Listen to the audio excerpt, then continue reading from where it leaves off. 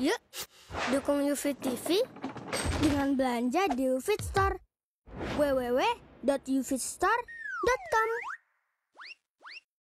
Ustaz, saya berprofesi sebagai tukang puput dan hanya lulusan tukang pukul, tukang puput bikin las, puput, tukang las. ya sejenisnya lah. Nah, ini kayu. Dan lulusan saya hanya SMA, sedangkan istri saya adalah dosen di salah satu kampus swasta, lulusan S2 dan sekarang sedang kuliah S3. Dalam perkara diskusi apapun, istri saya jarang sekali mengalah, bahkan sampai bernada tinggi dan marah setiap kali saya memberi nasihat yang baik. Bagaimana sikap saya seharusnya?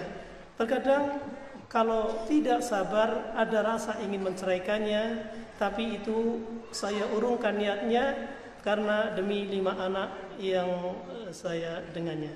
Demikian. insyaallah, barakallahu fikum. Yang pertama, itulah resiko pilihan kita. Suruh siapa kawin sama dia? Kan pilihan berarti kita ini. Kita lulus SMA, dapat S2. Sebenarnya lebih tinggi SMA aja. Kalau dihitung dari SD S1, SMP S2, ya sudah S3. Tapi nggak melihat kepada itulah menikah jamaah. Tapi itu resiko jamaah.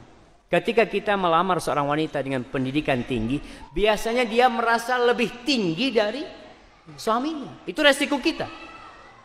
Kecuali yang tadi, yang kita udah bahas tuh, kalau kita menikahin dia karena agamanya. Kalau kita karena agamanya akan seperti Khadijah radhiyallahu taala anha. Khadijah lebih kaya dari Rasul sallallahu alaihi wasallam. Bahkan dia yang mendukung semua yang dibutuhkan oleh Nabi alaihi salatu wasallam. Tapi apa pernah Khadijah merasa di atas Nabi alaihi salatu wasallam?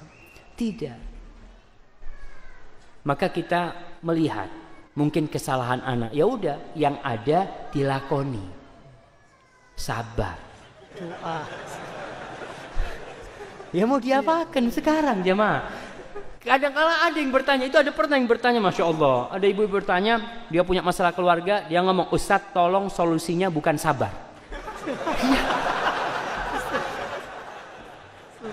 Dia mau solusi apa gitu loh. Sabar ini gak pernah marah jemaah. Kita minta tolong sama dia. Dan Allah mengatakan, wasta'inu bis-sabri was-shalah. Kau kalau mau minta tolong tuh minta tolong dengan bersabar dan sholat. Maka tuh suami mungkin sudah bersabar, sholatnya belum kenceng, kencengin sholatnya. Ngasih tahu istri yang punya punya derajat lebih tinggi S2 atau nanti S3, ya kalau manggil dipanggil, Ibu dokter boleh saya makan sekarang? Gimana makannya Ibu dokter? Akhirnya ruwet rumah tangga itu. Tapi ya itu resiko jemaah. Resiko kita hadapin dan antum bersabar. Allah itu yang membolak-balikkan hati. Allah bisa menjadikan istri kita taat dan tunduk kepada kita. Dan mungkin sebagian istri itu ya karena faktor agama tadi. Dia nggak ngerti tugas dia sebagai seorang istri. Hadza wallahu a'lam, dan jangan mudah-mudah menceraikan. Insyaallah bisa diperbaiki.